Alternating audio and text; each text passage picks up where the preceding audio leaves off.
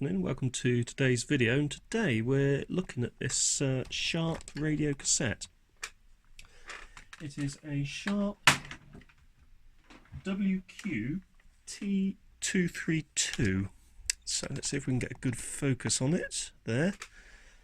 Now, I haven't actually powered this on yet, so first off, I don't know if it works.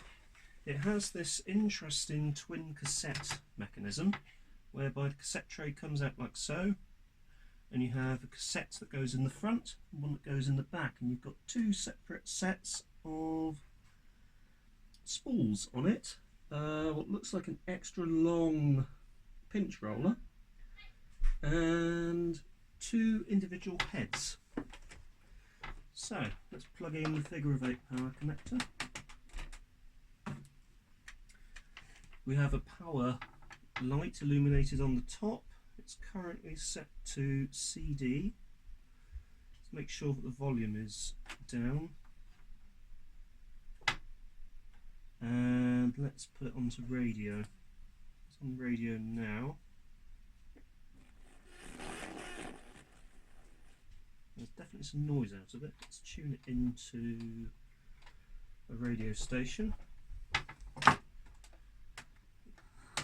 Aerial has not been used for a very long time. Let's tune it into, that looks like a radio station. The immediate grunt of a knighthood stop. Ah, there we go. So that's actually worked. Right, let's put it onto tape mode.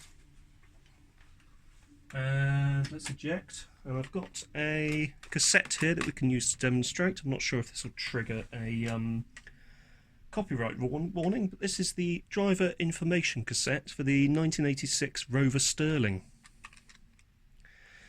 Part number AKM6148. I've actually got to digitise this for someone, send it back to them. But I need a reliable tape deck to actually digitise it from, so I'm actually going to try getting this one ready. So let's put this into tape 1, like so, and in we go. Let's hit rewind, which doesn't seem to want to rewind. So put it in, so it's on tape, normal. Oh, that's interesting. It's actually a... so there. Does that enable it to rewind? No, it doesn't. So, tape 1. Let's try tape 2 and see what happens. So, firmly in. So it will play, but nothing goes around. Let's try that too. So that locks in place. Let's stop that. There for play. 2. No motion there. So no fast forward or rewind. No fast forward. Let's go to deck 1. So get that out, put this into deck 1. Rewind play works, but no play, no fast forward rewind. So let's get this out and let's get inside of this deck and see what's going on. So to do that, first off, let's put the aerial down so we don't break it.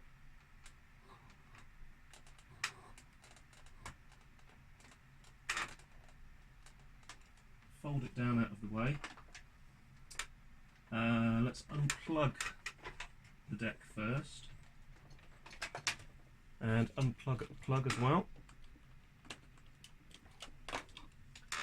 Let's spin her around and let's have a look at the back to see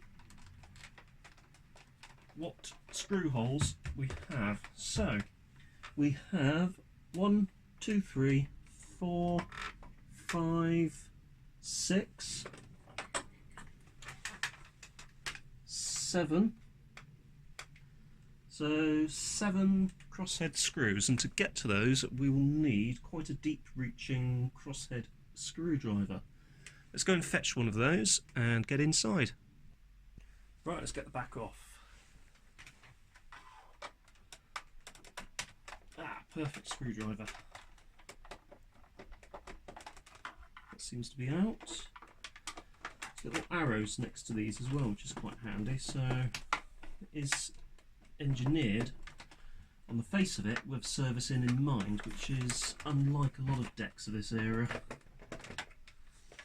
So, and to there.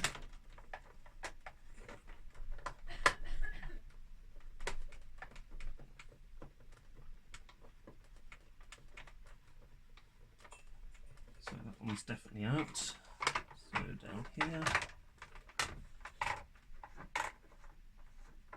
That should be coming up as well.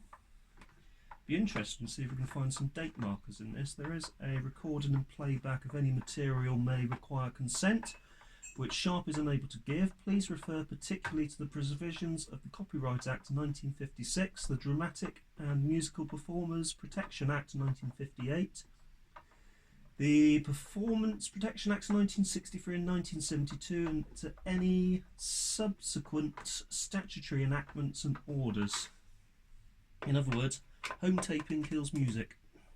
That's pretty much what that's saying. So this battery compartment is enormous and seems to be able to take many batteries of the D cell type. 8, in fact. That's a lot of batteries. So this would have consumed quite a lot of power. And batteries were and never were exactly cheap, and never have been exactly cheap, and certainly weren't cheap in the 80s. They seem to be cheaper nowadays, but I think this deck would have been, for the majority of its time, sat in someone's bedroom and powered from the mains, which is probably much better use for it. So this looks like a clamshell design, and yeah, it's doing exactly what I thought it would. So the front comes off like that. If I just move this out of the way, and with the front off, it exposes the inner workings of the unit. So these speakers they look like they're soldered to the main board, so we don't want to disturb that too much. But this does give us access to the tape deck, and we can actually take a bit of a further look at it to see what we've actually got. I've said actually a number of times.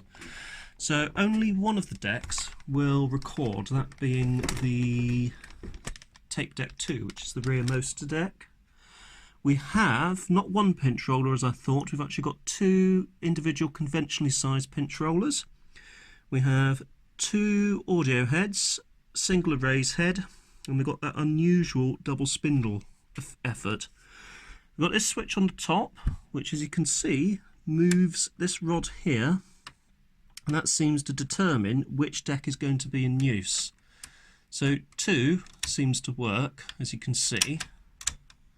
However, if I put it to 1, it doesn't seem to release number 1, so I'm not too sure what is going on there. If I move that a little bit, that does seem to release it, so it'd be interesting to see what's going on there. We have continuous play,